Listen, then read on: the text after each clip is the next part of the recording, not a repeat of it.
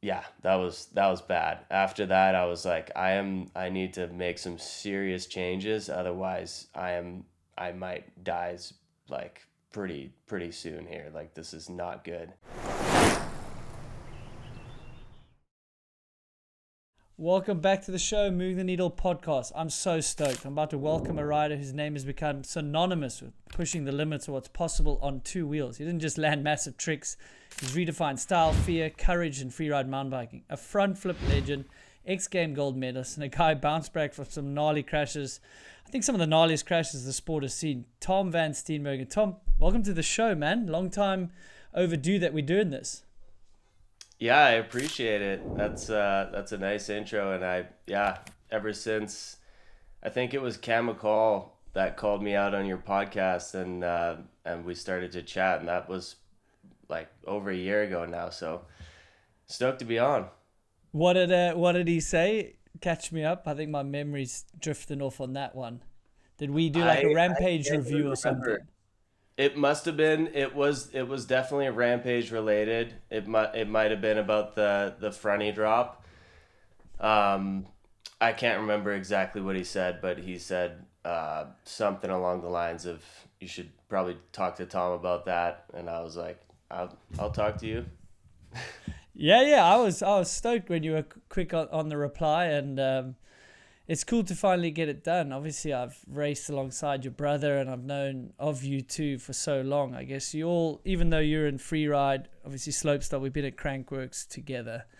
And I think there's sort of that kind of mutual sort of respect. Like, I don't want to do what you're doing, and I guess you probably don't want to be racing against the clock, but you can understand what it takes. I mean, you did come from a racing background as well, which you've kind of mentioned how cool that is. Like looking back now, how cool are those memories of what you and your brother sort of started in the sport, or like how you did start in the sport?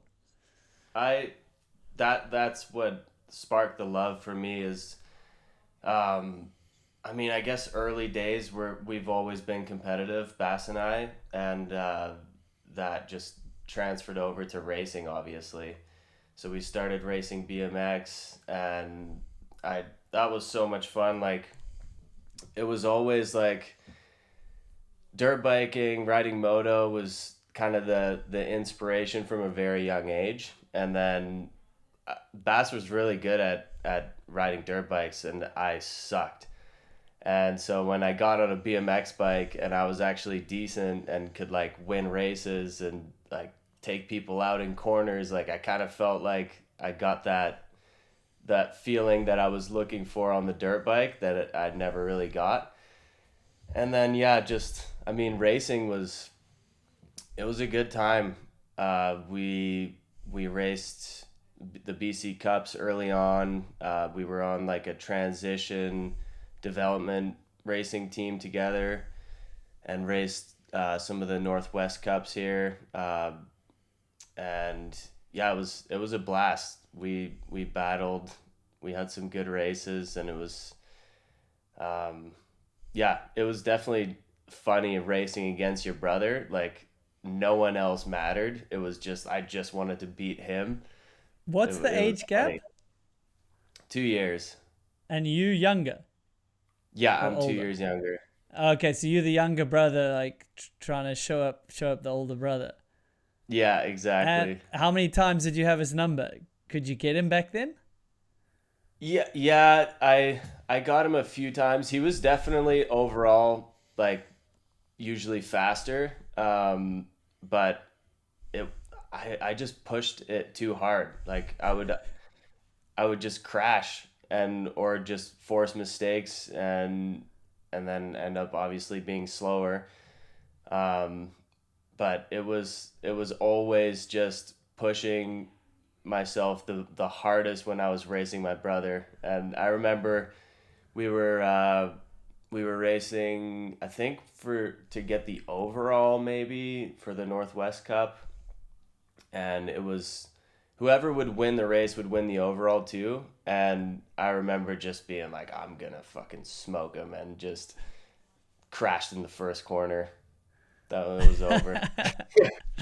My brother's also 2 years younger than me, and we raced nationals together. I was obviously the older brother, so I've only got the older brother experience, and I probably didn't want him to beat me either. It didn't seem as vicious rivalry as you guys had, unless did Bass know about this thing that you wanted to beat him at all costs? Oh yeah, for sure. Oh, okay. I think he wanted to do the same to me, but I was just a little bit more reckless about it, and that's, I mean, as similar as we are, like we're both riding bikes for a living and that stuff, like we're very different people, and like polar opposites in every other aspect, which is kind of interesting and funny, but it made it fun for sure. It's so crazy. It comes up a lot now as I'm a dad now, so I'm, like nature versus nurture. My brother and I are personality wise. Obviously, there's a lot of similarities, and we get each other's humor, and that's quite similar. But dude, we could not be opposite for character. And we'd still both ride bikes, and we've got that in common.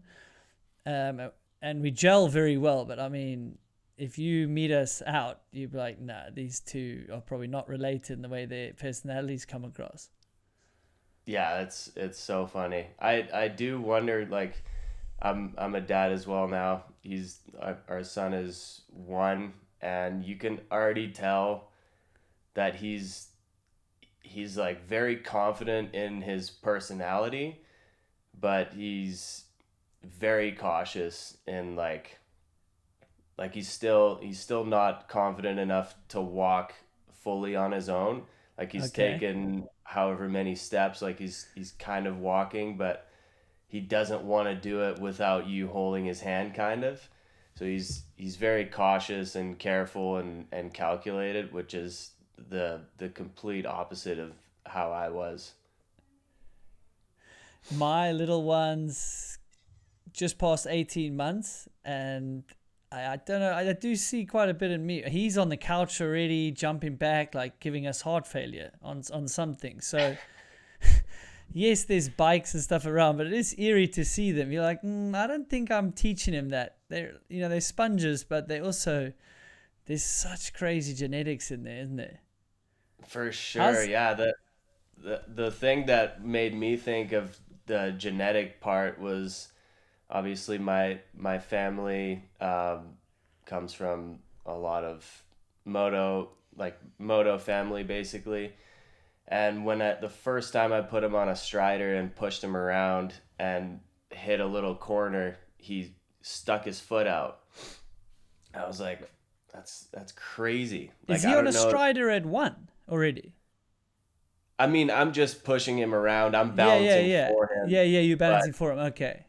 yeah, yeah. And so How's me being I just competitive? like I'm like, hang on, mine wasn't on a strider at 1. What's going on here? I know it's I definitely have to like smack myself a little bit if I'm trying to get competitive with other kids. I'm like, what are you doing? Like, come on. It doesn't matter, but it's hilarious. Like I noticed him sticking his foot out in every corner, and I'm like, does every kid do that, or does Totally. mine just like know what to do? I don't. No, no, I'm that dad as well. Like he picked up a golf club. I'm like, he knows where the face of this club is. Like this is not normal, right? I'm like totally thinking he's gonna be Tiger Woods. And I bought him. He's got like, I don't know. There's at a time there was 3 or 4 balance bikes in the garage because I kept thinking they would fit him. And then all those balance bikes are basically for 2-year-old kids. Then I found a 10-inch one, gave it to him for Christmas. Thought, hey, I can get him on this. He's tall enough. He's got to figure it out. He had no interest in it at the time, right? And then, fast forward a few months, you leave it around the house, and they do take to it. But I've been that dad as well. You just look at me like, this is special, right? He's a genius, surely. Yeah, I know it is funny. Like they're probably a lot smarter than we think they are, and that's probably what it is. But it's more fun for us to think they're special in every way. Yeah, for sure.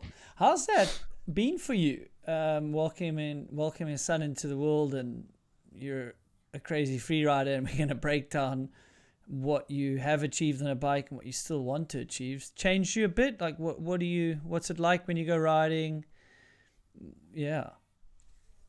Yeah, I think it's changed my approach a little bit. Maybe like I think it if anything, it's made me value my time more, and just I don't want to travel as much. I want to make sure that if I do travel, it's worth it, and yeah, spend as much time around him as I can, really. And I've, I mean, I've been pretty reckless in the past with like kind of just sending it and hucking things that I had like a 50-50 chance of landing, and if I didn't land it, the consequences were pretty severe, and that has definitely slowed down a lot. And I also think the further you push yourself and the further, yeah, you take things, it's the consequences get higher, and the more you have to be prepared, regardless if you have a kid or not. Like, I don't want to be hurt all the time, and um, yeah, I also want to show him that if you work hard enough at something, you can achieve anything. So there's a balance there. I wouldn't say it's shifted like my riding side too much, but definitely my approach and how I value my time. Dude, I was that guy, like thinking you're busy, and you hear every parent say it's just there's no time for yourself, and you're like, come on, man, you just schedule a bit better. It can't be that difficult. Literally, I knew how good my freedom was. I knew how good my time was, and it was a shock to just go, hang on. Every working moment that you used to kind of like reset yourself, get a little bit of rest, whatever, you me time, like that's gone. And I wouldn't have it any other way, but it hit me pretty hard, the adjustment, shall I say. It really did, eh? It's a big adjustment, and I feel like no matter how many people will tell you these things, you just have to experience it for yourself. And obviously, every kid's different. Every couple balances things differently. So you and I probably have different experiences, even, but you're definitely like, if you want to be present in your child's life, you're gonna be, yeah. I don't have any spare time anymore. It's all just gone to the kid, which is, I'm not complaining. I love it. Yeah. But it would be nice to get a little more sleep than waking up at 5 a.m. every day. Dude, we won't even, that's a whole podcast in itself, right? Sleep in that Yeah, first year. I do think having a kid is one of the few experiences, the only experience to be it's just very hard to describe and someone to really like empathize what it's like. Because when my brother had his daughter and we just opened the bike shop, I'd be like, okay, we've got the shop right, it's work, can you get away? And he's like, look, it's really tough at home and it didn't go well with the little one, I got to go back. I'm like, okay. Literally didn't understand that. I didn't understand why he couldn't just stay an hour and a half after work. It just didn't. I was like, come on, man. It's just once a month or once a week that you need to do this. That was a small example. And then as soon as I had a kid, he kind of looked at me and I was like, all right, I finally get this. I now can get this. You could have explained how tough it was. You could explain you don't have time.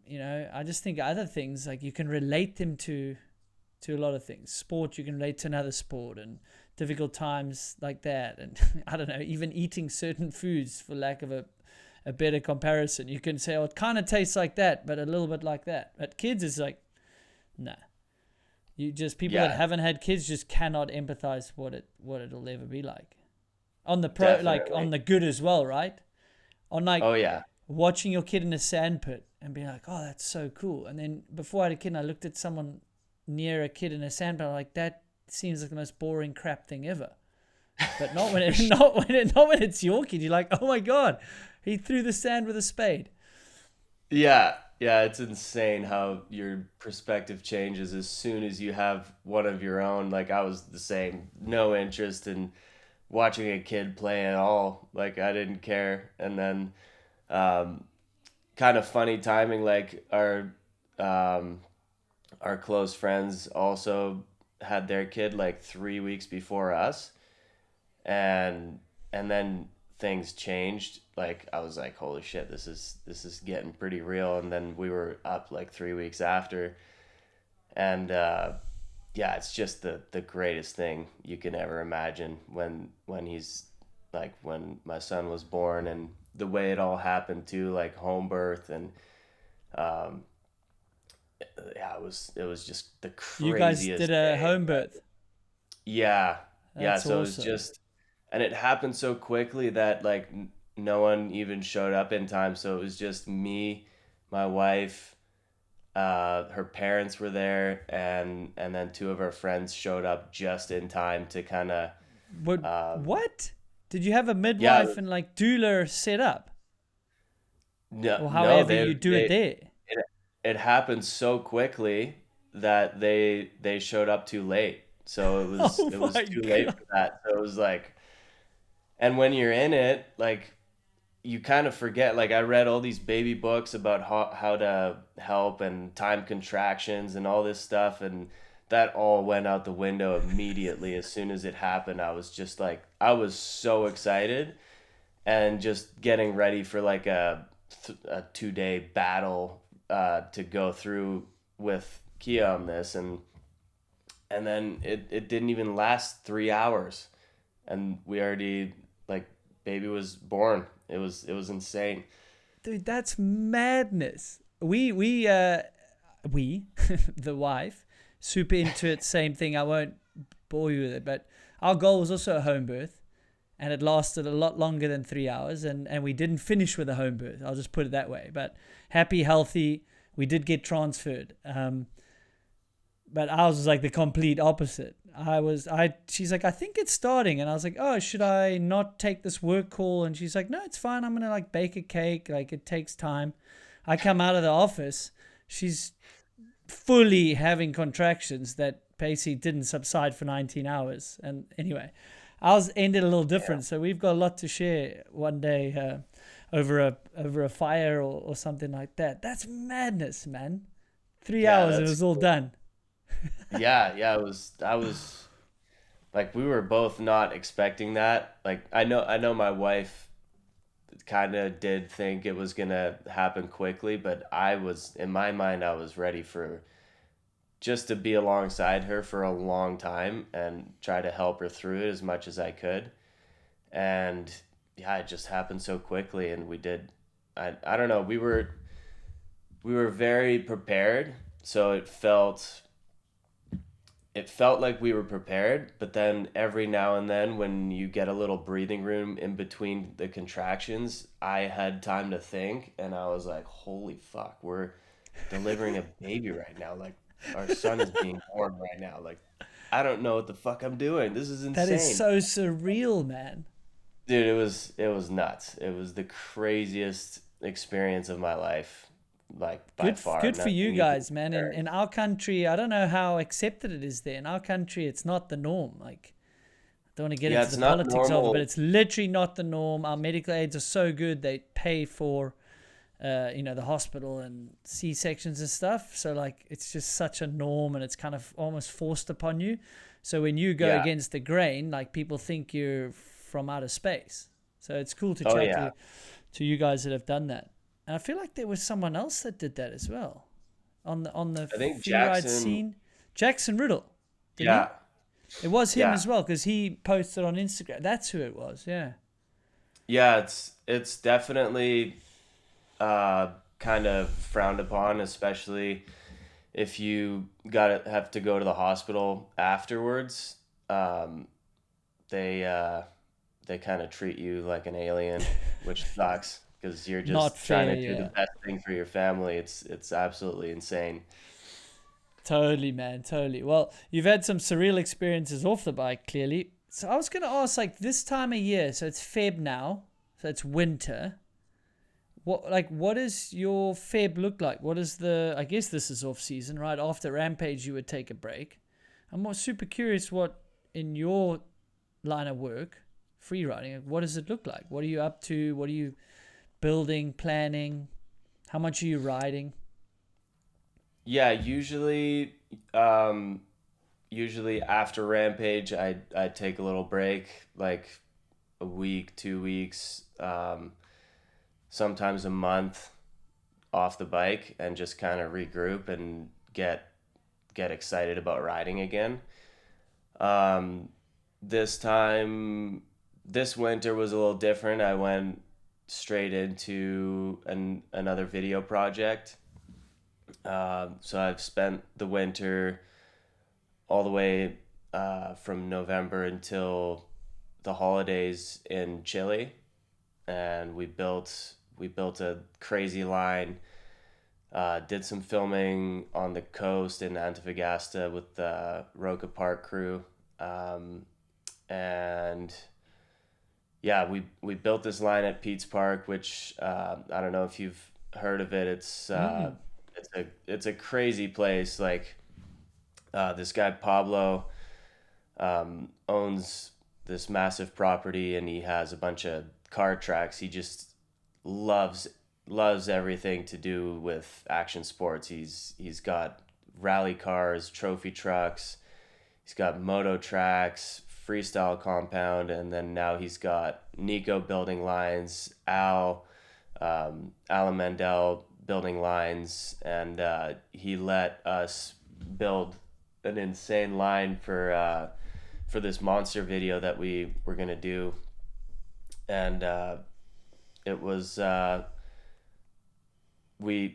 it was a lot bigger than we initially were kind of hoping for, and then the boys found, like, I wasn't even there, and this was kind of the first time I worked with Al on something, and he found this insane line and said it could be done within the timeline that we needed, and he somehow made it happen, and it's the craziest line I've ever seen, and kind of left me with not a lot of time to guinea pig and ride it, and anyways, had a big crash, didn't go well. I have to come back to do it, but that's been my my winter. I After that I went on vacation. It was a painful vacation after that crash, but no broken bones, nothing somehow. Um, Usually though, I try to migrate south and do some riding or filming. Um, but the last few years it's mostly been, if I'm going somewhere, it's to film, and that's kind of it. Um, just building something, filming it, and then I'm done, which it kind of gets a little bit crazy. Like it takes a bit of the fun out of it for sure. It gets a little bit like work, because it's not like I'm constantly trying to push myself, so it's always scary. You're always like building something, you're tired from building, then you have to test it, that's the gnarliest part sometimes, and then you have to push yourself to do the gnarliest thing you can think of doing on this thing, or that you want to do, like something unique, whatever it may be. But it definitely is not like I'm just out there riding for fun. Like I want to push it, and it's cuz I want to do that, but at the same time it would be nice to schedule in some time to actually like have fun and do some like fun riding where you're not just stressed out about getting hurt. I can only imagine. I mean, I'm not comparing, but the racing became a little bit like that. You know, off season was take time off, and then you were always prepping. So you always had the season in your mind for every training session. Every time you rode was half on the schedule. Yes, you had some fun riding, but it's almost like you do have to schedule that or block out a section where you don't have to think about a new trick or have to push yourself. That's so interesting to me. So you go down to this place in Chile. You're a little bit pushed for time because you've booked, say, some time away from your family, and you're trying to get this build done. Then you've got to test it, but you're often there on your own. Like those video parts, what is that like, pushing yourself? Like, how do you get amped up? Like, are there days where you're not feeling it and you just say, look, I gotta come back tomorrow, and you got the filmers there with you and the builders sometimes, Like, I don't think people think about that at all. They just watch these awesome edits you put out. Yeah, it's definitely different and not it's not for everybody, but I personally like it.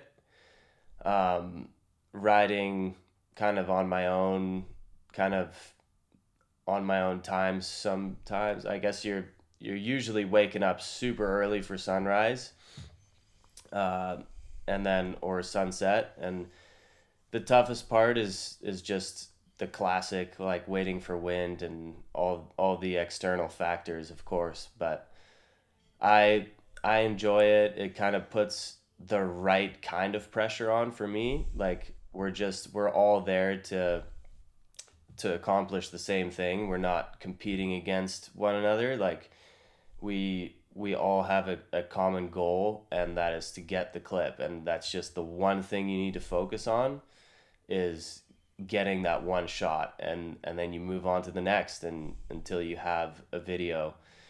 And it's a fun process, but yeah, to get yourself hyped up to do these things sometimes it's um, I guess you just have to have a good reason for doing these things. Like if you're doing it for the wrong reasons, or yeah, I don't know. I just enjoy it so much, and I have these goals that I want to take off. And if someone is giving me money to build these things and make these things happen, it's my job to deliver. And that's I kind of as simple as it is for me. Like I really enjoy the process. I enjoy pushing myself, and yeah, I couldn't imagine a better job.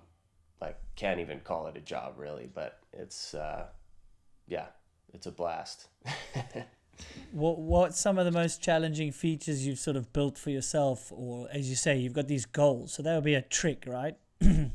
Like how many run-ins have you taken, and what's a self-talk like, or how many? What's like the most attempts you've done on a trick I've seen in a video? Oh man, I guess there's been like multiple days on one trick before. Really? It wasn't even a trick. This was for Wild West, the first one where I ride up a tree. It was a maybe a 3 second clip in the video.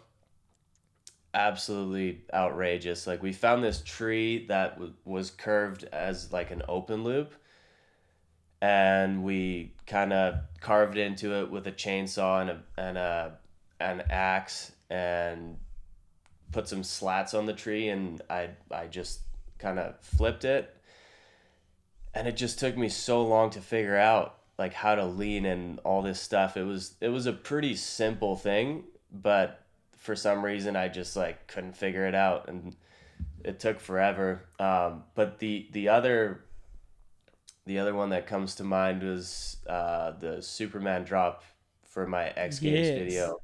Yeah, yeah, and that real what did they call that? Real MTB. What did X Games Real call that? MTB. Yeah, yeah, and you Yeah, won the gold medal for that. yeah, Yeah, that part was yeah. So sick. that Yeah, I rewatched that coming into this.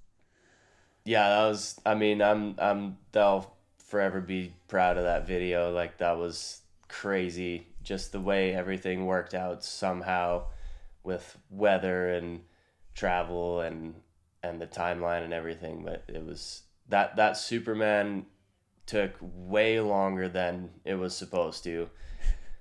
I think uh, it was probably close to 40 tries on that drop. No shit. Like Really? I hit the drop like 10 times just to kind of get the speed dialed, and I was like, "You know what?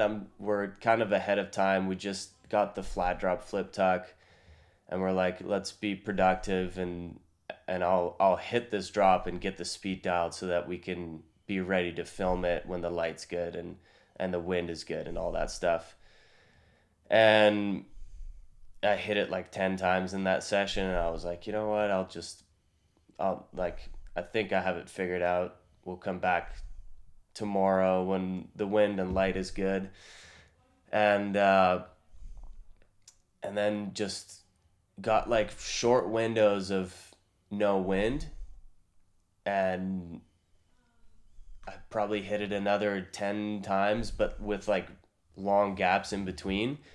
So I never really got to feel it out properly. I had one where I got really close to fully extending it, like proper. And then every day after that, just howling, like such strong winds, way too strong to even hit it.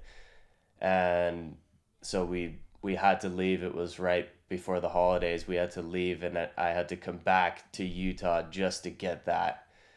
And Oh, because I was not gonna let that trick beat me. I was like, man, I'm in like 25 attempts right now. Like I fucking have to land this.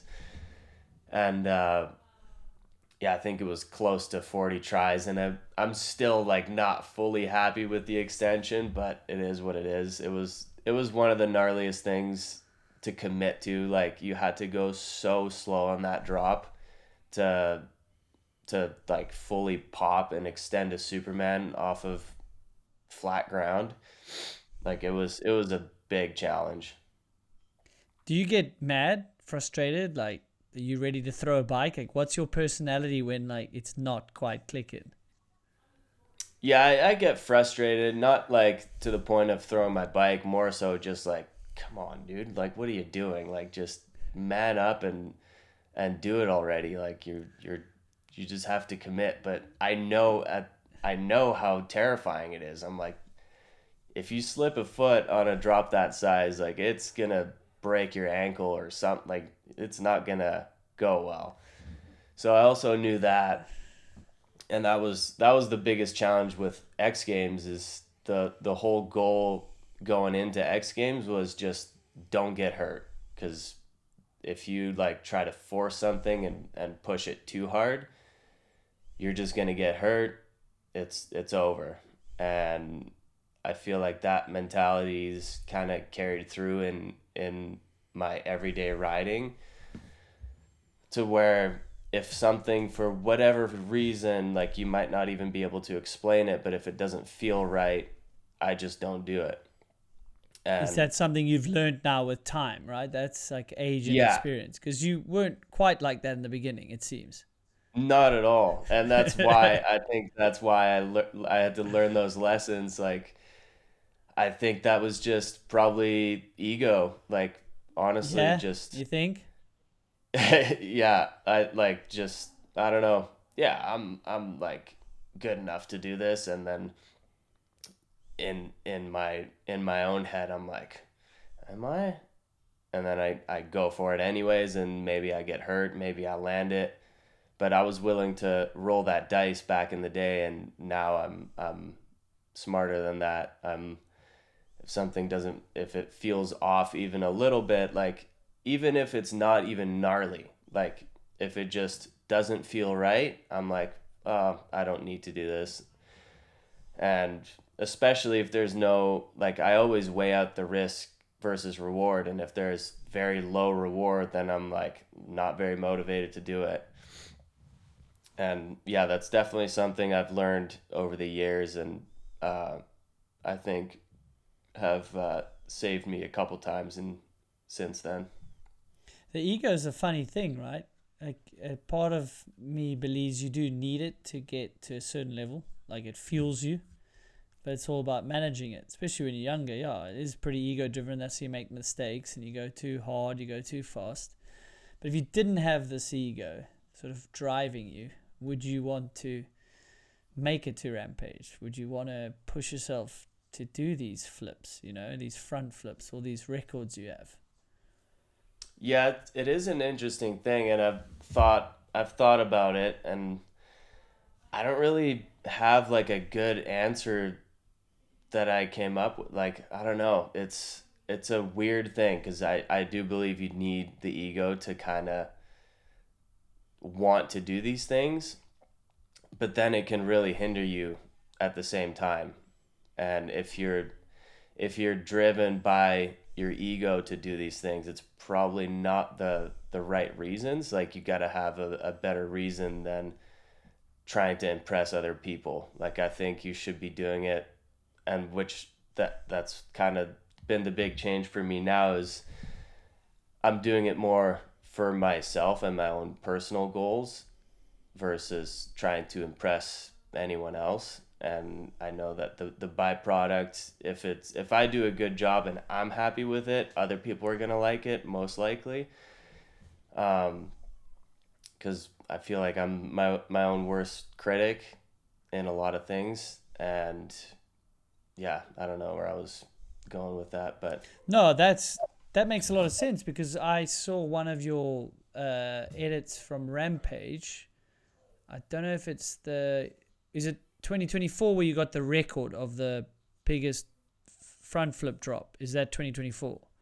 yeah, Right, but 2024. you didn't maybe get the result you were hoping for, or people might have expected. I think it was that year, and then you wrote like why you do it, and like you achieved your goals, and fears the driver. Like you had these cool quotes at the end of the video, and Yeah, that makes a lot of sense. Like it seems like you by then you had figured out why you're doing this and who it was for, and you were.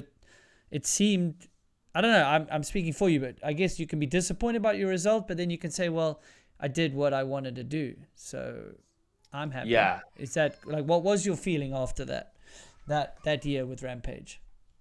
Yeah, well, I guess you're right. Like, I did figure out a lot of things of why I do these things, and I did that year come there to do just that one thing, and that was all I could focus on. And it was like too gnarly to even talk about with other people. Like, I think I maybe told Zinc, and that's it. I don't know if I told any other riders, just because he was standing on there with me, asking me about the takeoff versus flat drop, and then we got into the conversation of like, oh, you're gonna flat drop flip it. I'm like, yeah, but front, and he was like, no. Even Zink said And that. yeah, it was funny. Like, And I why didn't you want remember. to tell? Why didn't you want to tell people? Like, did they would bring doubt into your mind? 'Cause you said that early on in this conversation. Like you didn't Yeah, even like, tell anyone. I don't know. I guess, yeah, like, I had my mind made up. I knew that if everything, I had like a process that I was gonna go through, and if I made it to the starting gate, I was gonna do it no matter what. And I knew that if I followed those steps, I was gonna land it. And I've never been more confident in my life in something than, like, I knew I was gonna land that front flip. It was the craziest feeling and the craziest sense of confidence I've ever had. And it was funny. I think Brendog mentioned on a podcast that he thought I looked like I was freaking out at the top, because I was like head down, closing my eyes, just visualizing this thing over and over and over, and trying to just like focus on my breath, focus on visualizing, and that, and like being hydrated, all the things that I was doing before that. And it probably looked like I was freaking out from the outside, but on the inside I was just going through my process, and I felt I felt pretty calm up there and just laser focused. Like nothing else in the world existed other than just this one thing I need to do. And it was, I mean, you couldn't pay me $1 million to do that fronty drop again. Like it was so heavy, and like I was totally wrong. Like uh, in my mind, it was the bigger the front flip, the slower the rotation, the lower the impact is going to be of the landing. And obviously that was not the case. It was a crazy impact, like so gnarly. But yeah, also kind of explained, or I guess proved to myself that I could overcome those fears and do it when it mattered the most, and in the crosswind ever. Like it shouldn't have happened. Like I should have probably crashed on it, but somehow just made it happen. And then, yeah, because I was so laser focused on that, I think I kind of rode stiff the rest of the way, but still had a bigger flat drop flip than anyone's ever done after that. And I did a clean top to bottom run, and yeah, was completely in disbelief when I saw the result. I was like, that's third place, and then Brandon hadn't even dropped yet, and I was like, if Brandon gets this run, he's obviously gonna beat me. So I couldn't believe it. But then that kind of teaches you a lesson too. Like that's why I came back the next year with a completely different mindset. I'm like, okay, I have to figure out how to do this without caring about the score and genuinely not caring. Not like I, I said I didn't care the year before, but I obviously cared a lot. And yeah, I felt like I kind of did that the next year, it was nice. Yeah, it must be tough though, seeing in the past, one huge trick has kind of really helped a rider get a score. Like judging is obviously a topic every year with Rampage. It's never going to be perfect. Definitely not. I don't want that job. I'll just say it here first. Yeah. I'll chat to Cam a little bit about it, and I'll be on the couch. Like I don't want the job. Too scared to go on site myself. Even like I know a lot of you guys. Like it's just so gnarly, and then you got to put this, put a score to it, and it's so subjective, I guess. But yeah, if you've put your heart and soul, done all those big things, risked your life, of course you're going to have an expectation to get a result. It takes some serious self-work to not have any expectation of result. That's insane. And it's fascinating to know you just knew you were going to do it. And some days life is like that. Sport can be like that, right? You put the work in, you've got the focus, you're like, I'm going to do this. Like, that's super interesting. And I have heard Brendan, I think he's even told me he thought you were freaking out. But that's just your process. And from the outside, it probably does look like you're shitting it. So the self-talk, there was a lot of self-talk. It was more just you kept replaying the visualization. Yeah, I just kept replaying the visualization exactly. Like I would just make sure like I'm just riding in my own head, basically doing my whole run, and especially that front flip, and then making sure I don't overlook the back flip after, and making it to the very bottom.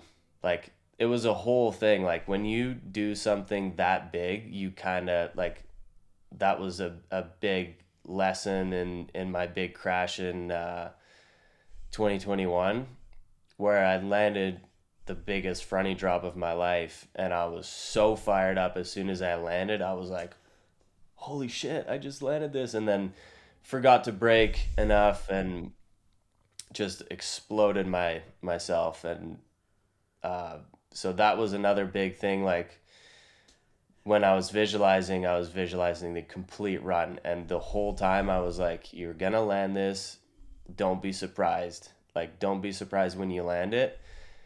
And then I landed it, and I was just like laser focused onto the next thing.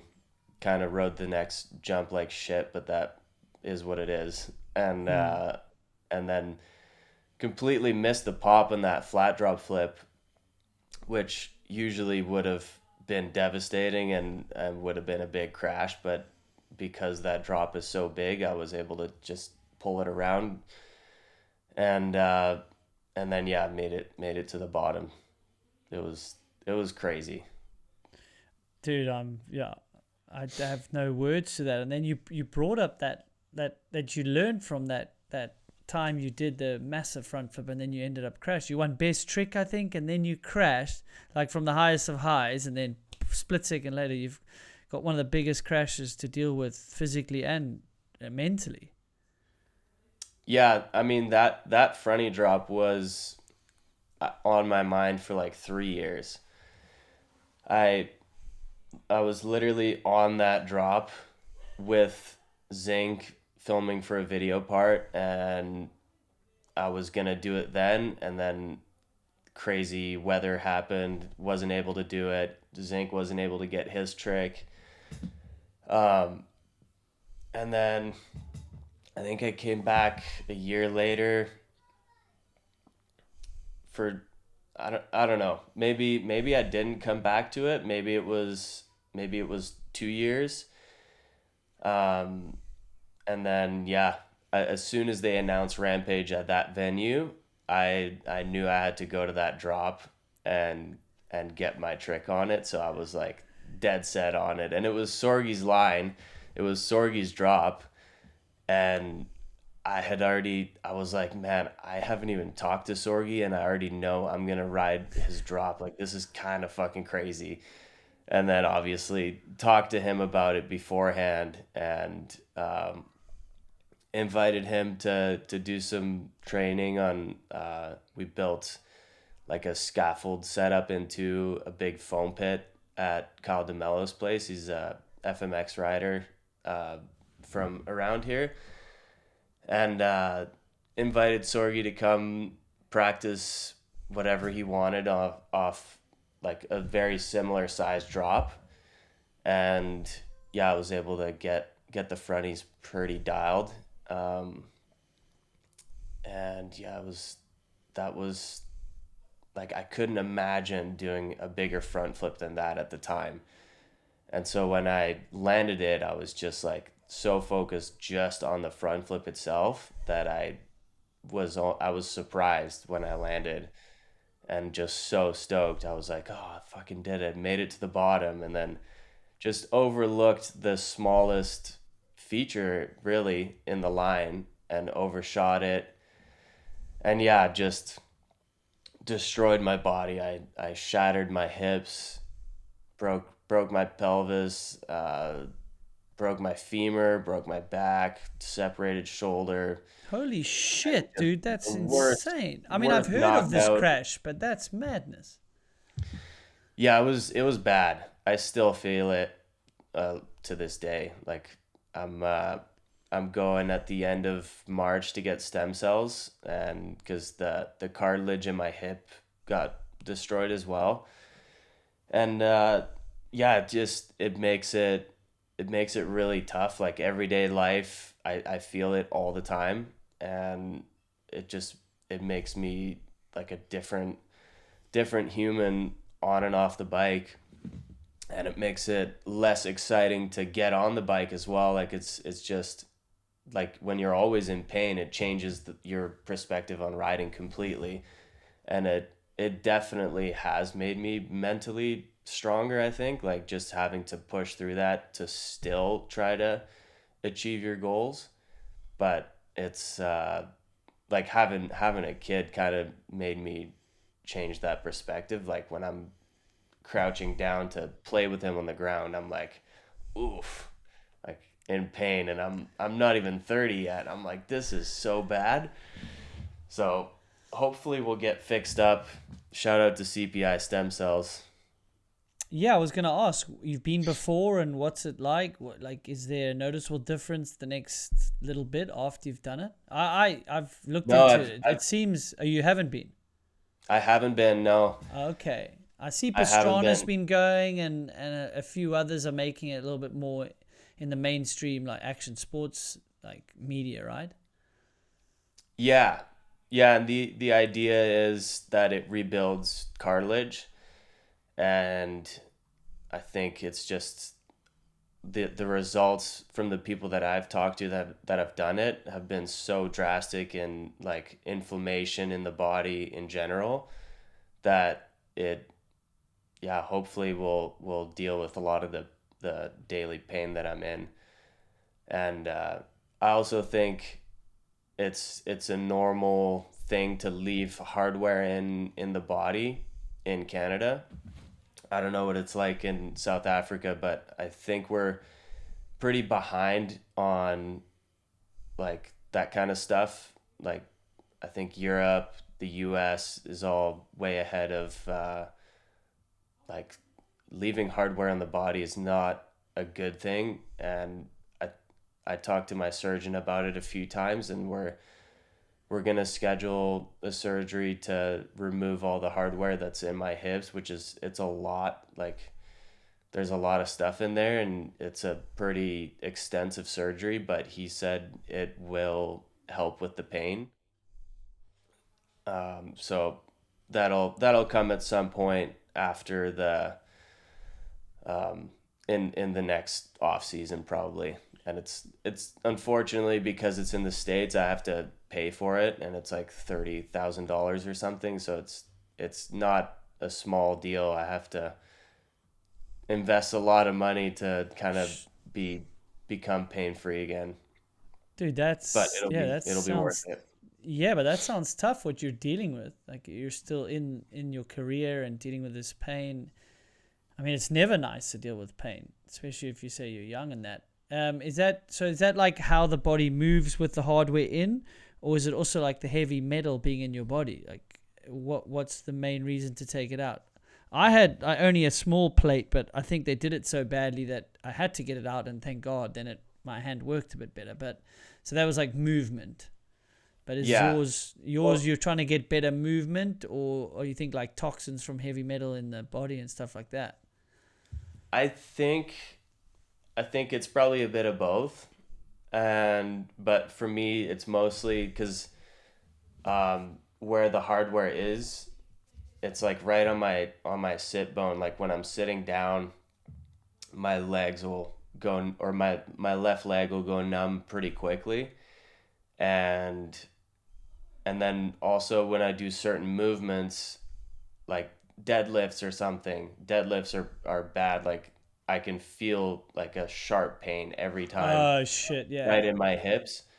And so it's kind of made me move differently, like compensate for it, which is kind of causing other issues in my lower back.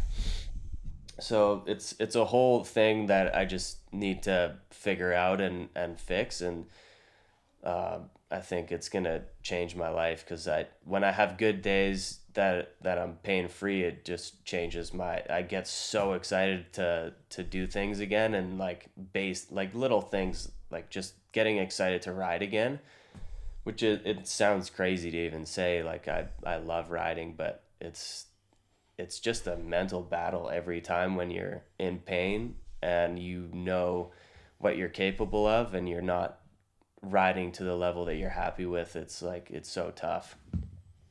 Yeah, man. So sitting doing this podcast, your legs are numb. Like this is not a good thing then.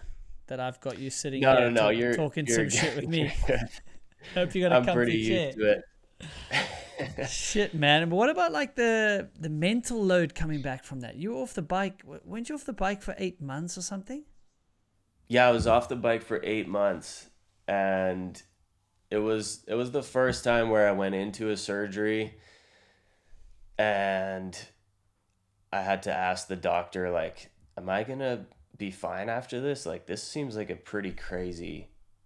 This seems pretty crazy. Like, I broke a lot of things," and he said I just destroyed it, my hip, and he was like, "Yeah, like you'll probably be able to like walk normally again," and then didn't really give me a lot of confidence. And my surgeon at home, who not even a year prior fixed my other femur, was like, "Yeah, like this is like this is pretty bad."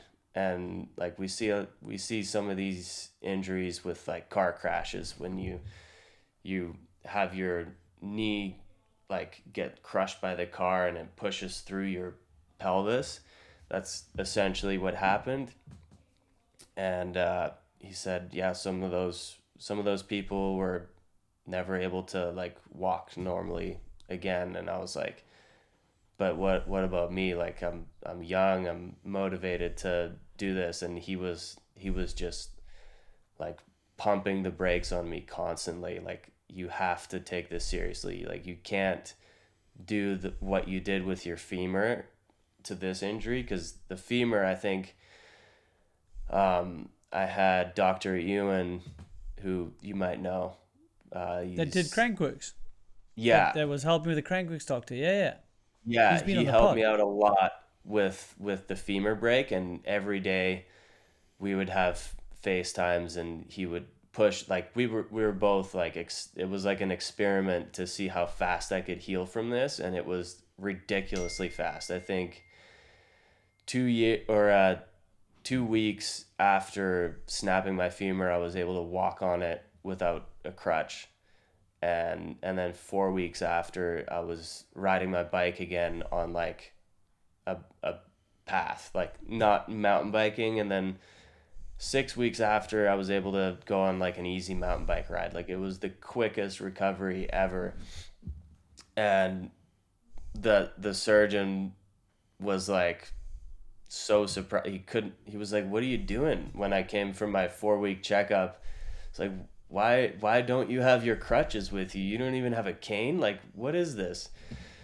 And he couldn't believe it. So I had to pretend to walk in there with crutches and then put it away again. It was crazy, but I couldn't do that with the hips, and because of the cartilage, like he was like, this needs to heal properly, otherwise you're gonna, like, it's not good. And he still said I'll probably need a hip replacement within 10 years of that surgery, which the stem cells again is gonna hopefully prevent that altogether. And that's the goal with this. Yeah, I think Dakota Norton, don't want to compare it, but he had that horrific hip pelvis as well injury, and he couldn't be weight bearing, and he had to take it so easy. And he also made a remarkable comeback. I think, yeah, it's so inspirational. What was like this mental self talk like coming back and taking that long off a bike? Were you worried about crashing again and re-injuring the same thing? Like, it's obviously a few years now, and you're back at Rampage, but it didn't happen overnight. No, it definitely didn't happen overnight. It was tough. It was really tough because 2021 was just a year filled with injuries for me. I started the year with a broken femur. Um, I cased this road gap, broke my femur, broke a bunch of ribs, had some internal bleeding, and was like, that almost gave me more confidence because I recovered so quickly from it.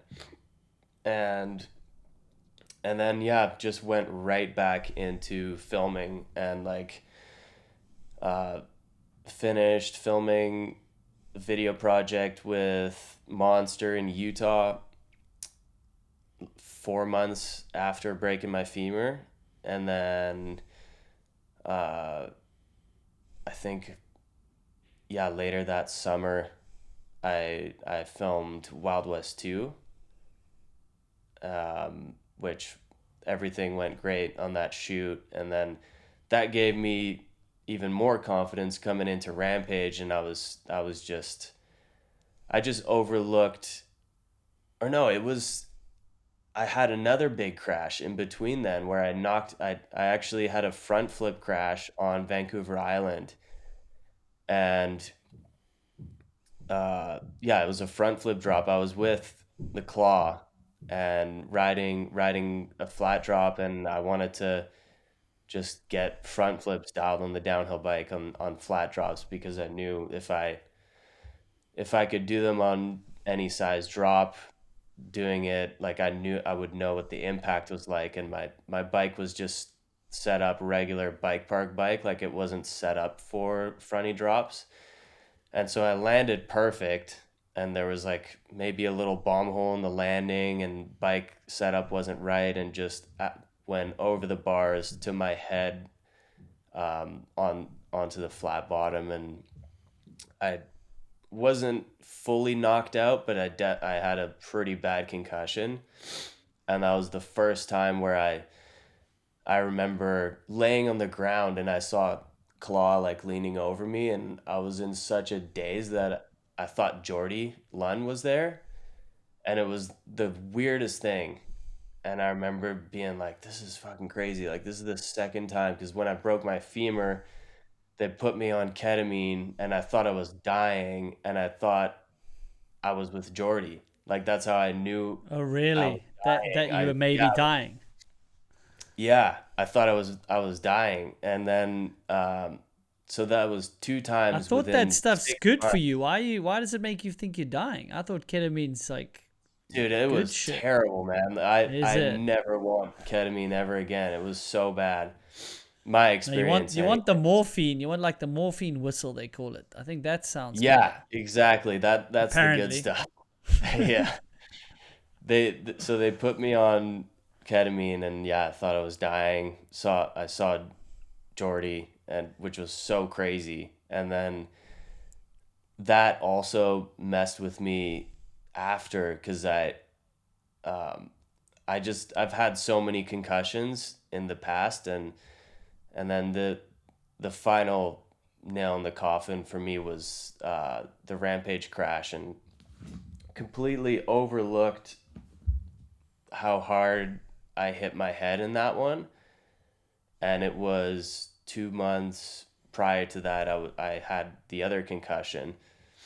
So it was pretty close back to back. And then after 8 months of recovering on the couch, I started to like drive around again and ride again. And I was just like, what is wrong with me? Like, I just felt so off. And I realized that it was the concussion symptoms were still lingering like 8 months later.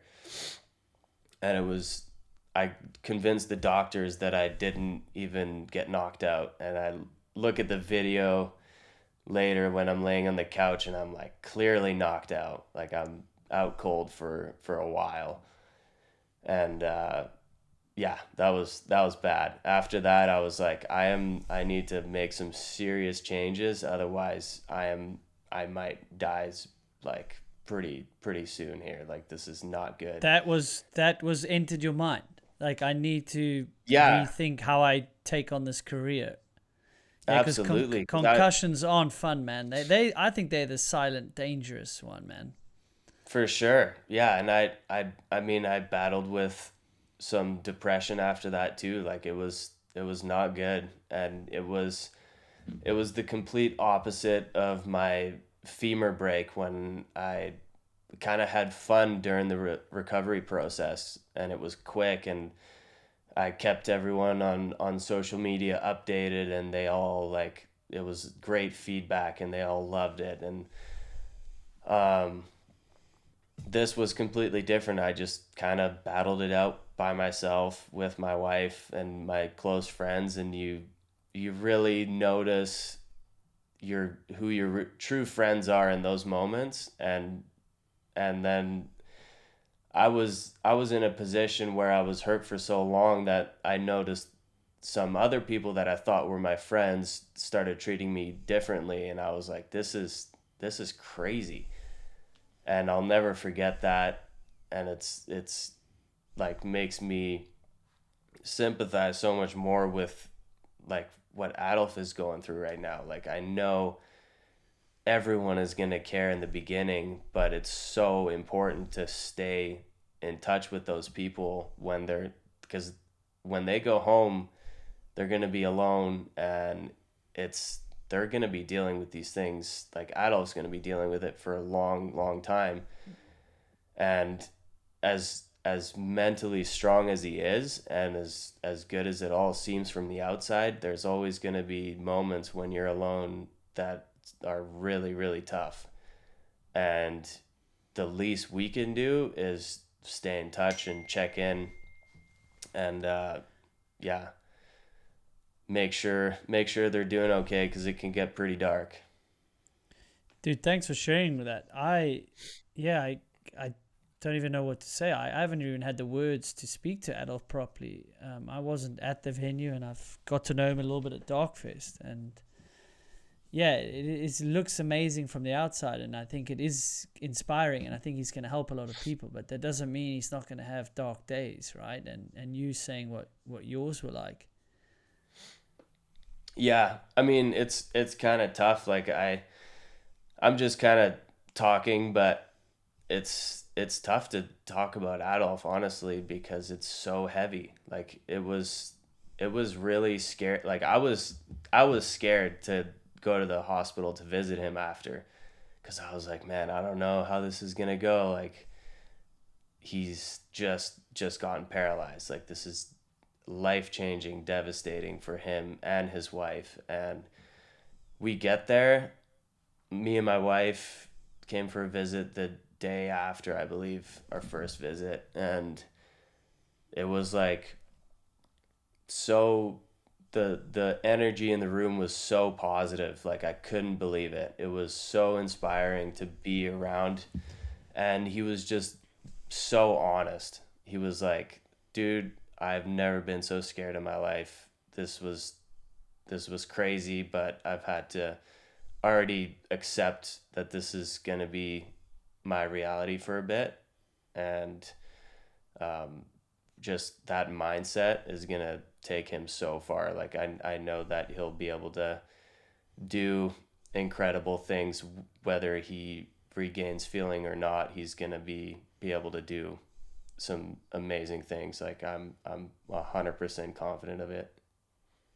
Yeah, it must have been so scary for you guys on site, and you're in this sport that this is a reality, right? It's not always front of mind, but yeah, I Yeah. just don't even know how you go and visit someone, and they need you, right? It's like not about you at that point, obviously.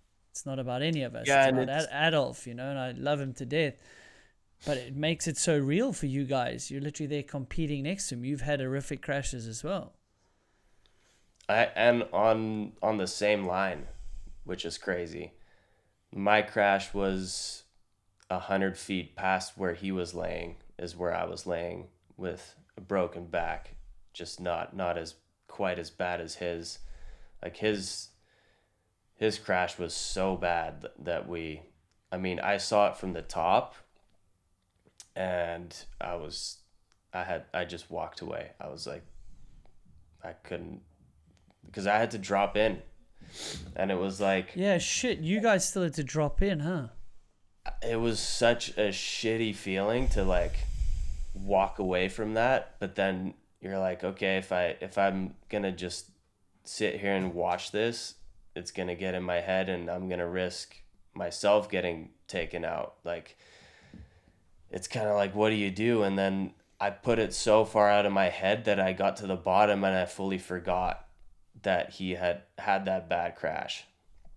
And like, things happened so quickly at Rampage. I remember uh, when I landed my front flip the year prior, and Cam crashed behind me. I didn't even know he crashed. Like, they picked him up in the helicopter and everything, and I didn't know he crashed until I think I saw Amanda in the rider's tent grabbing all of her stuff, and I was like, where is she going? Going to Cam in the hospital, and I'm like, what? Like, I'm just out of it, I guess, when I get to the bottom, and then fully forgot that Adolf had that crash. And I just figured, it's Adolf. He has big crashes all the time and bounces back from them like no one else. I figured it was just going to be one of those. I was hoping, and then I talked to Nikolai, and he was like, no, it's bad. It's very serious. And dude, it was crazy. I had texted him, and I had a crazy dream. Like, it was a crazy day, like, after coming home and stuff. And then I went to bed. I had a dream that I was visiting him in the hospital, Adolf, and is the craziest dream. Like, he was like, Tom, I can move my feet. And then that woke me up. I was like, what the fuck? Like, woke me up. And I checked my phone, and it's a text from Adolf saying he can't feel from the waist down or from the chest down. I was like, what the fuck is that? Like, Adolf texts you. He texts you. Yeah, he texted me And you're back. Like, having I this I dream. texted Fuck him. the... Dude, some things you just can't explain, man. It was crazy, weird, but yeah. I'm just like, Adolf has so many good people in his corner. It was pretty incredible to see. Like, and he broke the website of Road to Recovery because too Yeah. many people were trying to donate. Yeah, pretty sick. Dude, speaking of that, we'll rip that link in this description as well. I like you say, there's people do it in the beginning and it's all, in front of the media, and now it's not. And we've got to keep reaching out to him because, like you say, even when you have grief in your family and stuff, everyone's around you in the beginning, and then everyone naturally and fairly so goes back to their own life. Try to Yeah, keep and their own life intact, like it's fine, exactly. it's normal. Everyone's But busy. You got your own yeah, things going on, but yeah, as you know, it's you've just got the a kid to reality. keep alive as well. So it's like, Yeah. but it's good to get that reminder. Thanks for sharing that. Super, yeah, traumatic, surreal, especially for you guys being on site. And yeah, I got to reach out to him more. That's for sure. Like, he's Yeah, one of the good dudes, and he has the mindset that can get him through it. But it doesn't mean it's not going to be hard at times, for sure. for sure. Oh yeah, it's gonna obviously be very tough, and he's had a lot of tough days, but he's definitely a guy that can get through those tough times and yeah, make the most out of whatever life brings him. Right, taking a quick break to talk about a tool that's become a bit of a factory setup for my digital life, NordVPN. I'm constantly on the move, whether it's traveling for races or working remotely, and I realize that keeping your private time private is essential. I use NordVPN every single day because it acts like a high-end bash guard for your data. It keeps your information encrypted, so you never have to worry about your IP or location getting out while you're on those sketchy airport or hotel Wi-Fis.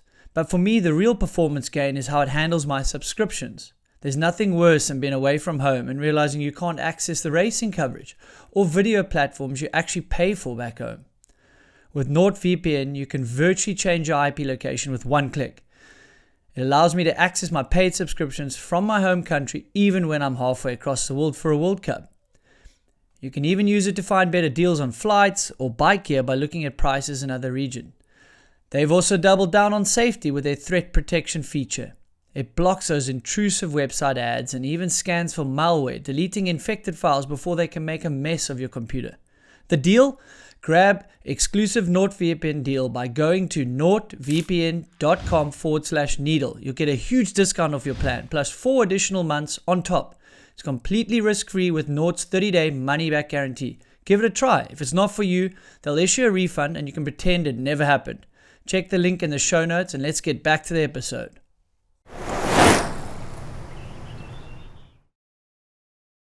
So Rampage for you is like the pinnacle of your career, your season. Like, are you still that focused on it? Like, what do you want to achieve going forward?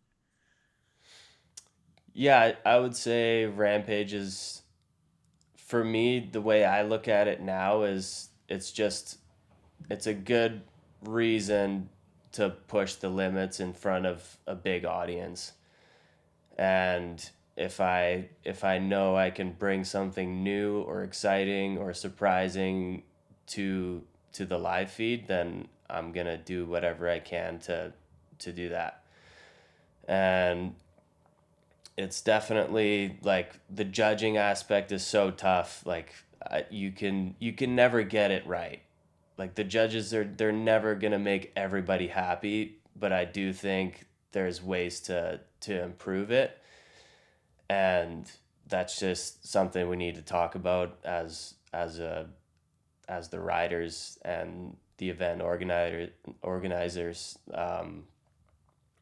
Yeah, it's a tough one, but for me going forward, I treat it as, yeah, just kind of treat it as a video project, like going out to the desert with my friends, building sweet stuff that we're stoked on, and then when the pressure is on, I have to perform my best and do what I know how to do.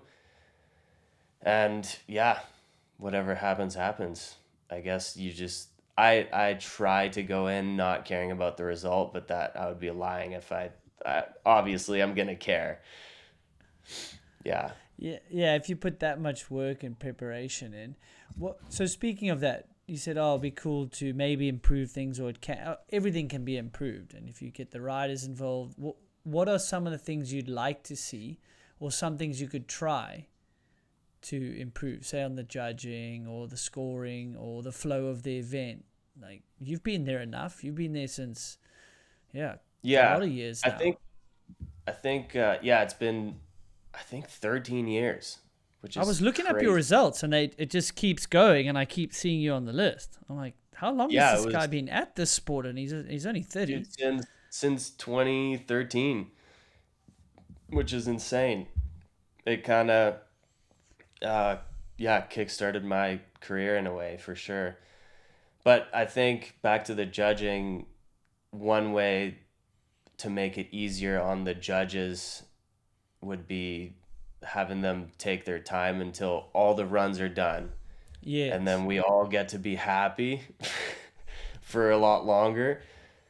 And because we don't see the results, like most of the time, I don't know, sometimes you're stoked on your result and that's great, but that's out of your control. So if you just can get to the bottom and just be stoked on your riding, like, we're not going to care about seeing our results quick. Like, it's all about the show. But I think at that point, like, you're sacrificing the legitimate, yeah, how legit it really is. And it, if you just wait and you can really go over it again and again to compare each rider's run, and I don't know, maybe bring in some new fresh judges as well, like to help with that, because these guys have been doing it for such a long time. Like, maybe getting someone completely new in that has a better outside perspective would be helpful. But I think for the most part, just getting that extra time to really compare against the other riders in the field, because a lot of the times the judges and the riders are seeing things differently, and I think that would fix a lot of that. But that's a conversation for Todd and the production team to have, to see if that's possible, I think. Yeah, it's a fine line, right? On the show, we see it in downhill as well. Like, they're making the field a bit smaller, and it's broadcast makes some decisions, and you can understand that, right? You need a Hmm. show, but your suggestion done correctly, or even with a bit of a compromise, doesn't make it worse. The judging will not be worse. The scoring will be Oh, more I legit. think As you say, it like, the can. fans know. They like, come on, dude. There's a few blatant ones where you say one thing, say Jeff Gullit says one thing, and then it's contradicted in the scores. So I'm like, well, now Jeff is made out to look bad, and it's not his fault. So they put him Yeah, on the spot a bit there. So I was like, I that think he's got the at toughest least, job too, yeah, his job sucks. I don't want that one for either. I don't want sure. the judge's Yeah, job. I don't want to ride there, and I don't want to judge. He, but you said a good thing. Like, even if you did every five riders, to make sure those five are in the correct order, or maybe like it's 10 and then 10, or how many riders you are. Say you're 16, 8 halftime show, a little bit of a halftime show recap with Cam, Nikolai, looking at some runs. They can guess exactly. who's in first, and then they come out with the results, and then you can talk about that, and then you maybe go to the next eight. Because, like, I know the scoring system is basically just placeholders. Like, everyone's like, oh, how did that guy get an 85? Last year it would have been an 89. Like, I don't really care about the numbers. But I think what you've said, and Cam's mentioned as well, I think that is a good idea. Give them some more time. Let them overlay not just two runs at a time. Like, look at the bigger picture. Be like, shit, he is definitely better than all these four. He's at the top for Yeah, now. And go from there. I like that. And I think, as you say, it could add credibility to the judging as well, which is part of the broadcast. Because you don't for want the sure. fans at home And going, well, we disagree with 80% of this. yeah, and it's so Not tough that too, it's, no, because I'm you not saying can't, it's bad. Again, I'm not saying it's wrong for or sure. right. Like, it's very challenging. Yeah. Um, I think that the toughest thing is too, like, you can't listen to everyone on the internet because it's so different in person. Like, Yes. unless you've been there and you've walked the lines, you don't really know anything. And it's so hard for people from the outside to tell what's gnarly and what isn't. And you can't even, the broadcast, they do a great job capturing it, but you can only show so much. And that's another tough part. Like the comments, the pink bike comments are always just like, dude, they're always way off. It's so funny to me, but I mean, is what it is. There's gonna be controversy. It's a subjective sport. Like everyone, like I thought the fronty drop that I did was the gnarliest thing I could have possibly done. I still think it is the gnarliest thing I'll probably ever do. Like it was beyond gnarly for me. Like I don't know. And then there's people online that were like, oh, I don't even like front flips. Like, damn, that's a Jeez. crazy, Yeah, like, tough crowd. fair. Like fair. You Yeah, don't like yeah. front flips? I can't change your mind. Clearly, it doesn't look fun. Whatever. Like it's not about having fun. Obviously, it's about proving that you can do something. Yeah, I think it's up to you as riders to dictate what happens. Like you say, it doesn't matter what I even think. I'm on a couch in South Africa and I haven't been on site. So I hear it from guys that have, for sure. And you probably need to have been on site and have ridden at a decent level to have a hint of an opinion.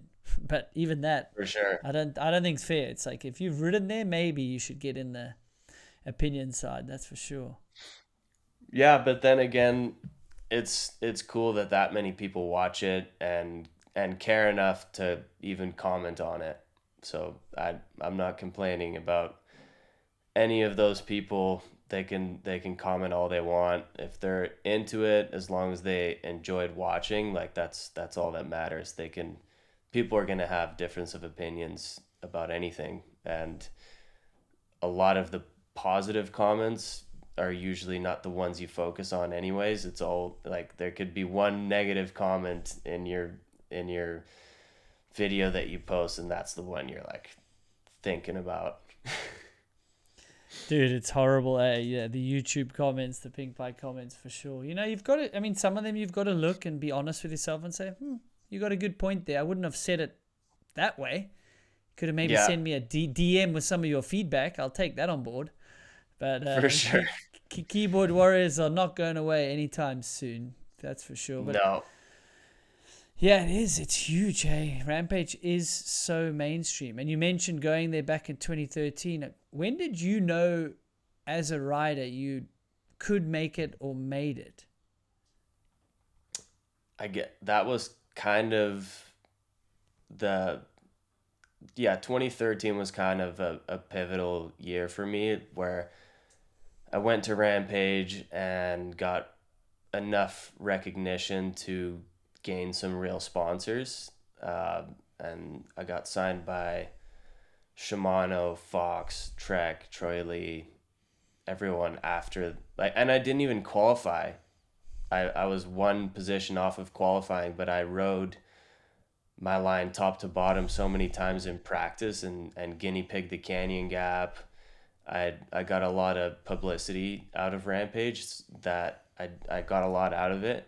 And then it was the next year, I got two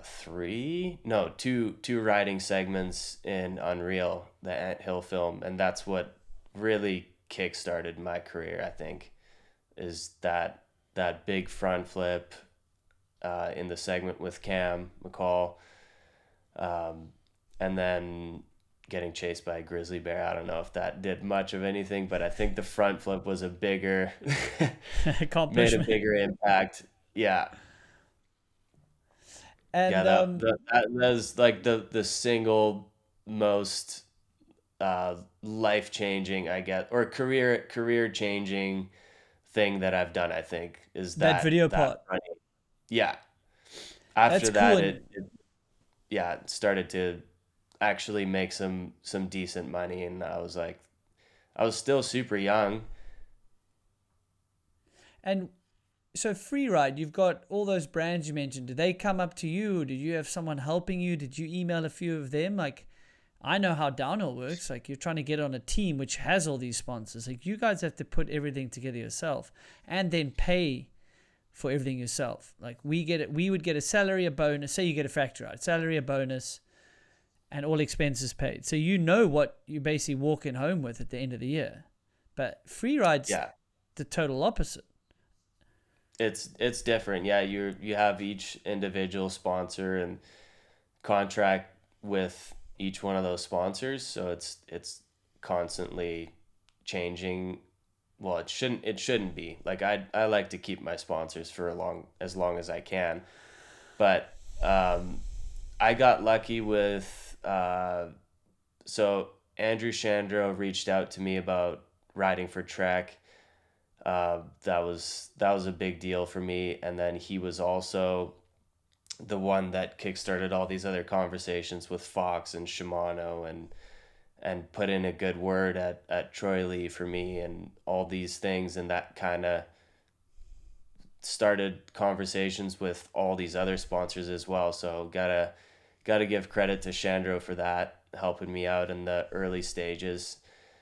And then you kind of just develop these relationships and try to keep them going for as long as you can, as long as they're mutually beneficial, I guess. And then when you, yeah, need to move on for something bigger and better, it's time to move on. And then it's all on you. Like, I don't have an agent or a manager to deal with these things, so I try to stay on top of it as best I can, but I'm definitely not the best at that side of the job.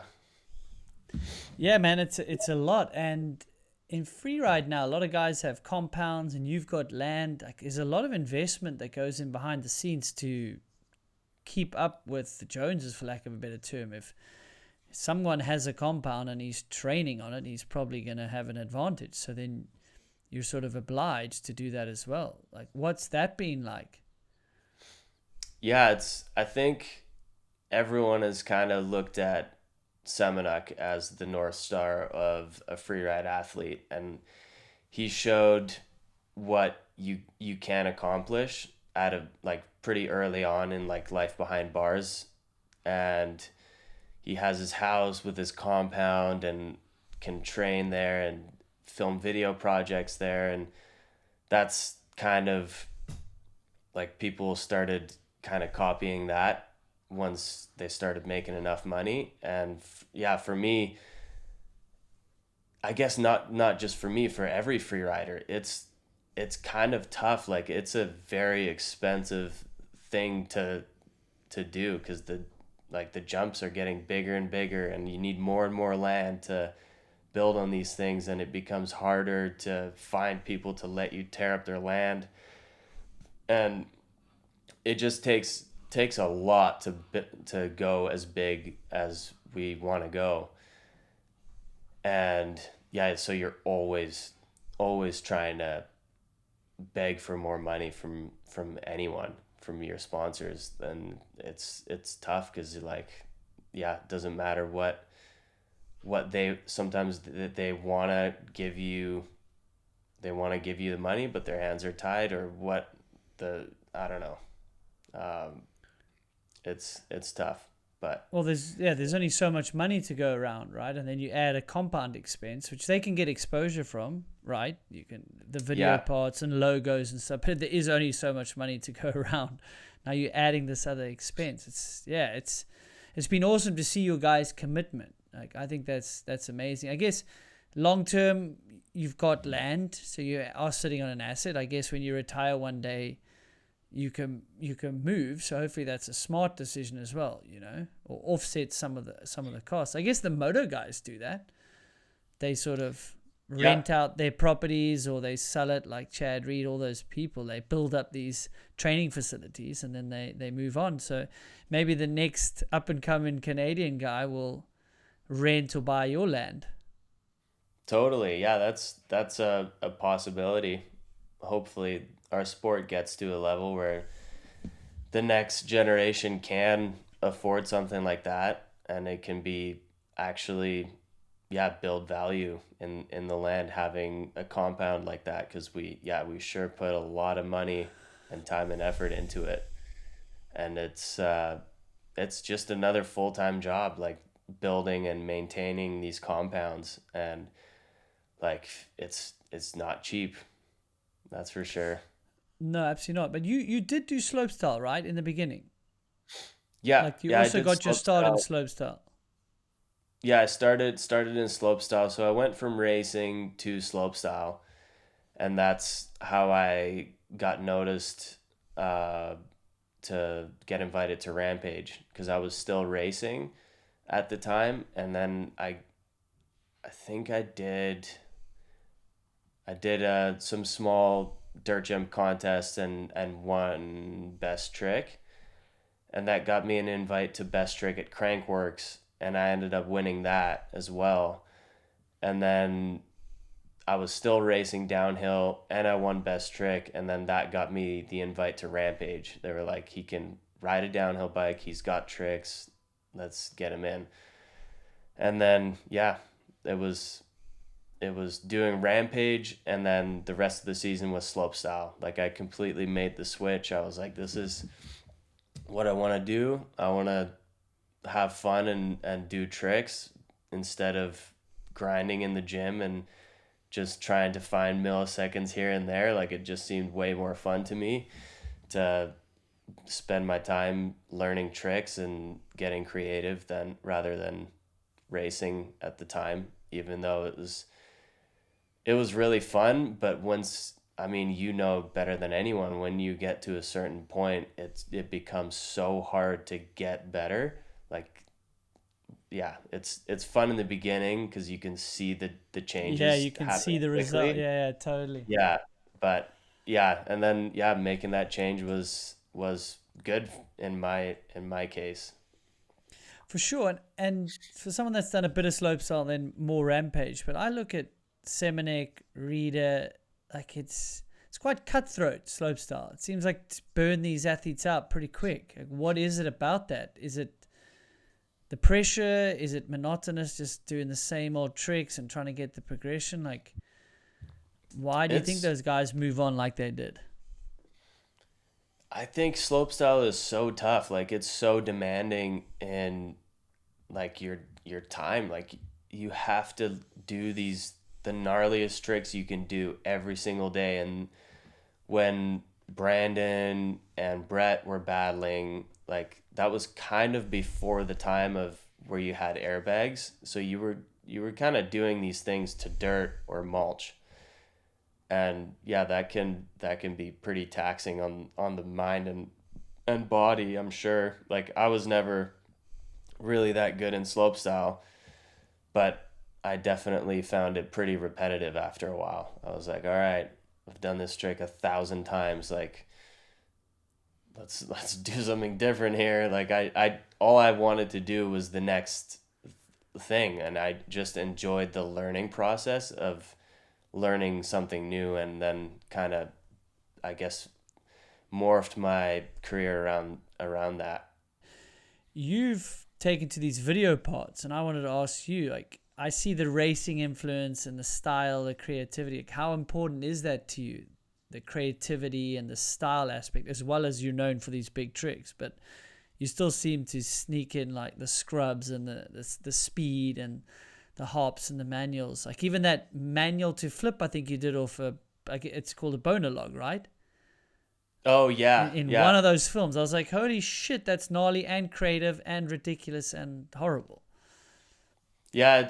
I just enjoy that part of it so much, like the creativity when which, like, you don't get to do that really in slopestyle as much as you used to see. So I just build weird features. It's more of like an obstacle course, instead of a jump line, or like everything that I ride for these video projects. It's not like fun to ride. It's just gonna look cool and achieve some goals that I've set for myself, and a lot of those are very difficult to build, and scary to even ride, let alone trick sometimes. So but it is fun. Like I enjoy it. It's terrifying sometimes, but that's part of it. Yeah, and have you got a main filmer you work with? Like, how do you guys script it out? How you guys work together with creativity versus big lines, music selection? Like, how involved are you? Pretty involved. Like a lot of the stuff that we've talked about has been with Calvin Huth, and him and I worked together on X Games and the Wild West videos. And yeah, I was involved with that from like he would just send me like a rough draft to like we would decide on a song together. Like it's obviously we have to get licensing and all that stuff, so it's kind of tough. And then if you go through that whole process, you got to make sure it's a song that you both like. So, and then he's got to edit to that, and he'll send me stuff, and most of the time it was good. And I would like I think for the first Wild West, I actually sat in the editing room with him like for a little bit of time to just show him some things that I thought I wanted to change, and he was super good and open about those changes. Like I don't know anything about the editing process like the way he does, but I do know what will look good, and together like it was just a good team. And right now he's kind of moved away a little bit from filming, and I started working with Liam Irvine, and he's done all of my Rampage videos, and we're actually working on like a full length film right now, and that's been taking up a lot of my time in the past year, and this year we'll continue working on that. But um, yeah, it's really important to have that relationship where you can trust someone, you actually enjoy hanging out with them, and they both, like Calvin and Liam, have both become some of my closest friends, and it's just like you're a team, and you're in very crazy scenarios together all the time. So it's like you get really close with them. It's like inevitable. Yeah, and a film shoots can be a grind, right? Like they've got to keep you motivated as well, or maybe pull you away for something and say, right, let's do it tomorrow, even though they would love to get the shot. For sure. Yeah, there can be frustrating moments where you're like, I mean, in X Games, I'll take that as an example of like there was a day where I was a little bit beat up, and my arm was like just a little bit sore from like I had to build this jump for the double flip 360. I had to build this jump, and I just couldn't get it right. So I had to rebuild the entire jump two times completely, and every time I would hit it and just 50-50 case it. Like that lip was so kicky that I would go as fast as I needed to go for the trick. You couldn't straight air it, so I had to flip it, and you just went straight up in the air. So it was, I think that it was a 14-foot tall ramp, uh, and the gap was only 16 or 18 feet, and I could barely clear it. And then um, so I was pretty beat up from like trying and crashing, and then we were all like ready to go. Light was sick. It was no wind, and I was just like, like I don't have a good feeling about this. Like I don't know, and yeah, that can be tough on the filmer because they're like, what the hell? Like I'm here. I drove all the way out here to film this. Like what are we doing? And then I'm just trying to play it smart. Like if I usually have this feeling for a reason, and we need to make it to the finish line. Like this is only our second clip that we're getting here. Like we need to we need to keep stacking for a while. And but anyways, those kinds of little moments can be frustrating with each other.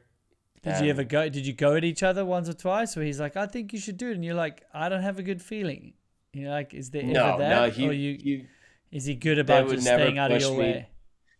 Yeah, if I say that I'm not feeling good about something, there's never any pressure from Calvin or Liam to be like, well, actually, sometimes Liam knows me well enough now to be like, and Liam knows me post crash, so it's a different people pretty much. Mm. So he knows that I can be a little too cautious sometimes, where he has the confidence in me and he's seen my preparation that I've done, where he's like, dude, you've got it, like, for sure.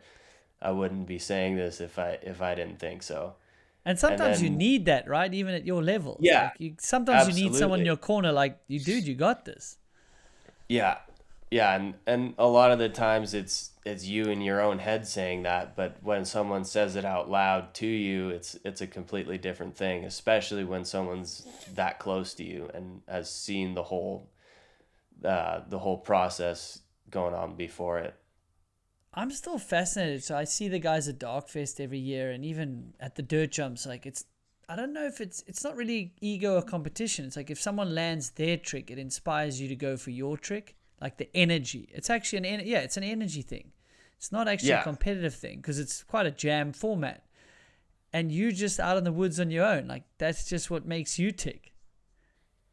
Yeah, I don't know why that is. It's kind of weird. Like, I don't it's a weird thing that I have. Like, I think it's when I started getting recognized more, I I just put too much pressure on myself riding in front of people, and I don't enjoy it nearly as much. I ride differently. I feel different, and I feel like when I do my best riding is when I'm just alone in the woods with my close friends, and that's when I get motivated to do my gnarliest things. Like, some of the gnarliest things or all of the gnarliest things that I've done except for Rampage stuff is just me and the filmer. That's it. No one You are else. so weird, man. I just like I It's can't so fathom weird. that. I Yeah, I don't know. I guess I Yeah, had it's the race crazy. Like, clock to sometimes, push me, so I was under yeah, the you need race you need the external circumstances. I motivator for needed sure. that. Yeah, I needed that. I don't know if I would have gone that fast without it on my own in the woods, where I can just end up in an ambulance. I don't know. I was just different. Yeah, I That's guess why you it's so have fascinating to. to me. It's I guess what motivates you, right? Like, I know why I'm doing these things, and I know the end goal of what I'm trying to accomplish, and I just have the vision, and I can see, I know what it's gonna take, and a lot of it is just grinding by myself, and then trying to surprise people with the end product. And yeah, it is kind of weird. Like, not a lot of people enjoy doing it, but I like it.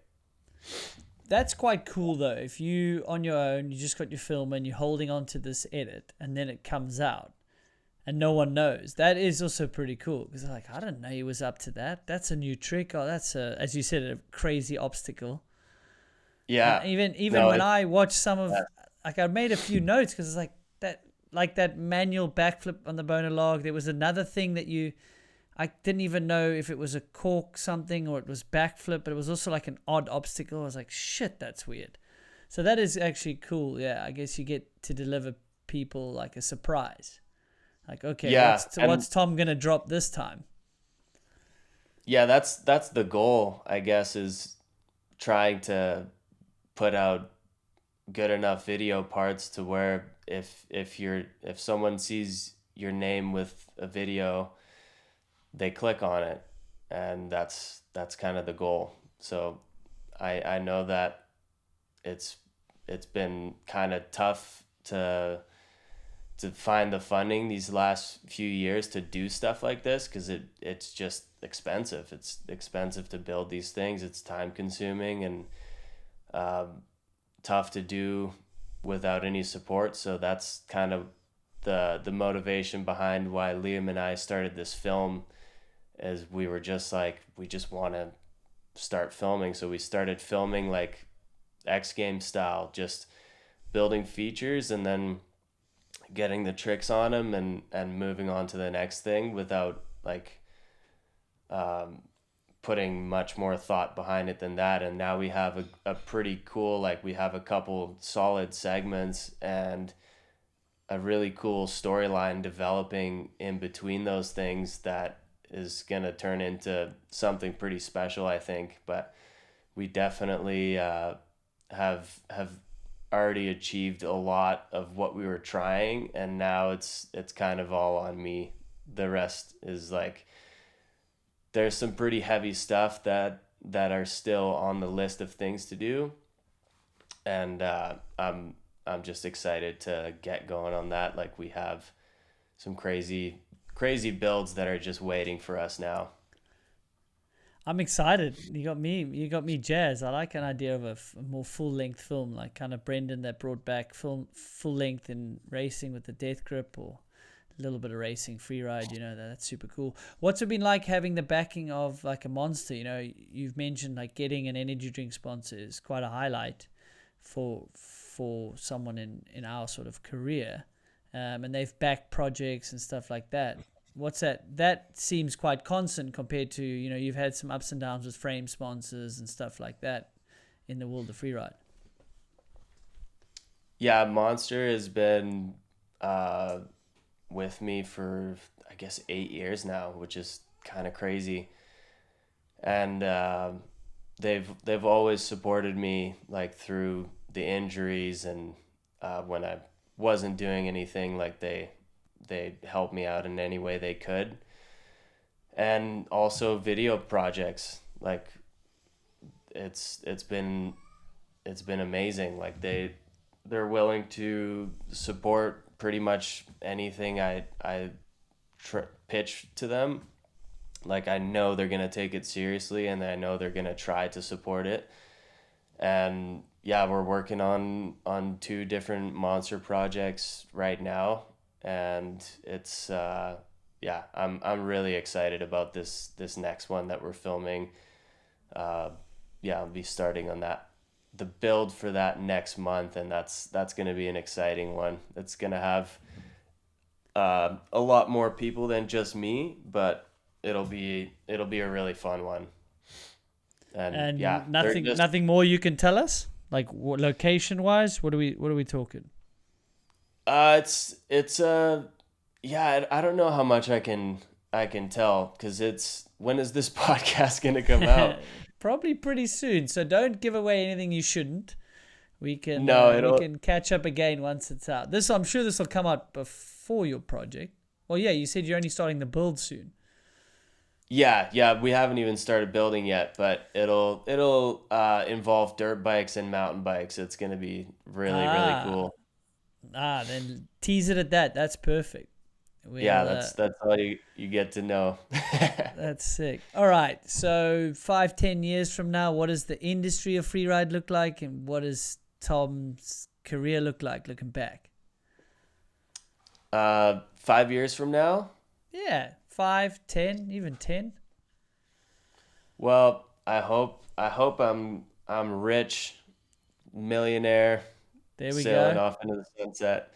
No, I'm hoping to still be doing what I'm doing now. Like I hope that I can be healthy enough. Like I watch what I eat. I do everything I can to keep this thing going for as long as possible, and then maybe slowly transition into more trail building. Like I enjoy that aspect of it too. Like I love doing the builds and being involved with that, but it's a tough balance. Like when I do a video project where I'm really trying to push my riding, I try to step away from the building side as much as I can, even though I want to be involved.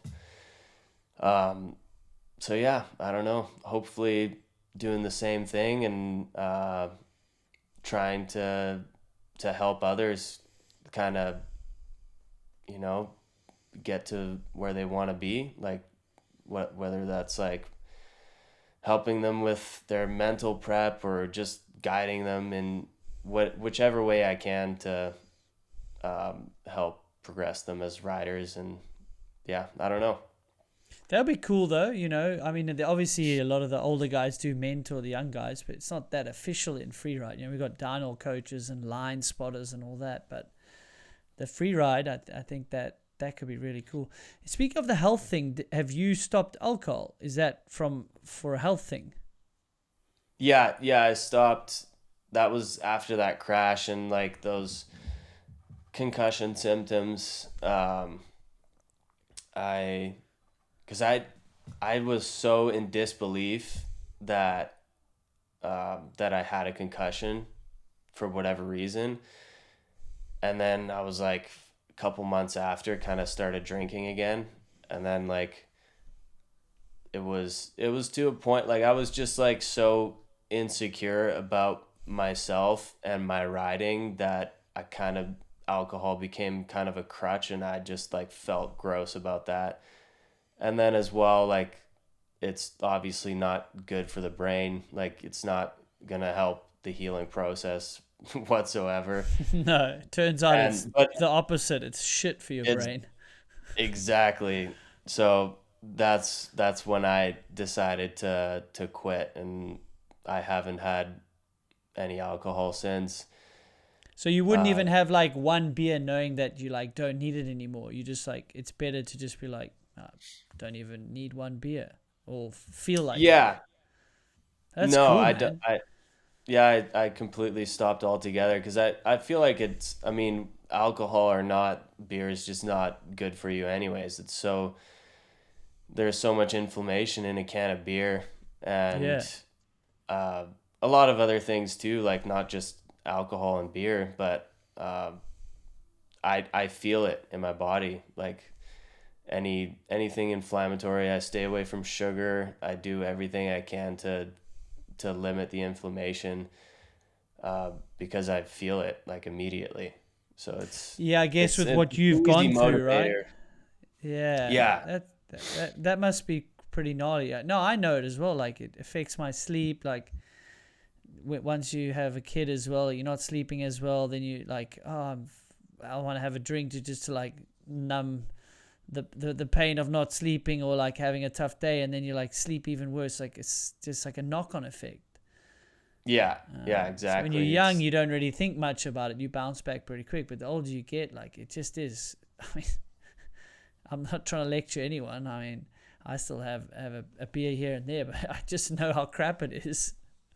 For sure. Yeah, and That's I'm like, it's no shame to anyone drinking. Like all of my friends still drink. I don't care. Like I'll still go out with you if uh, even if I'm not drinking, I'll still go and have fun. Like I'm not gonna change my life in that way. I can have fun without alcohol. Like it's no problem. I might not go to the club and like get on the dance floor or anything like that. Like I'm not yeah, not Whistler is not as fun. Let's put it that way. yeah. Let's be honest here. Let's be honest. Yeah, It certainly Whistler is a Whistler is a lubricator different and a beast. social lubrication, especially at Whistler. Let's be honest.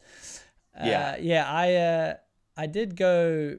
Like I had a dry week there 1 year before the World Champs was in South Africa. Um, so that was interesting. It was a lot more challenging, but it can be done, and that's cool. No, I appreciate that. I love how serious you take it, and it's been so cool chatting and just understanding you a little bit more, going into the woods and pushing yourself to that extent. Yeah, it's been a good chat. It's awesome. I've done like one other podcast, and it was just a phone call, so this is cool. I No, appreciate you having me on. It's been great, dude. I think a lot of people will get something out of it. It's been inspiration. You're pushing the limits, as well as like be honest about the mental hurdles and all that. So I look forward to these video parts. The full segment or the full film sounds cool. So I guess they just need to follow along on your Instagram, and you'll probably release the news there. Yeah, yeah. Whenever that's the thing, is it's just an ongoing project, and we're gonna film until it's done. Whenever that is, it kind of depends on the support we get for it. But we've got a couple good segments in the bag so far, so I know that we're sitting on some good stuff.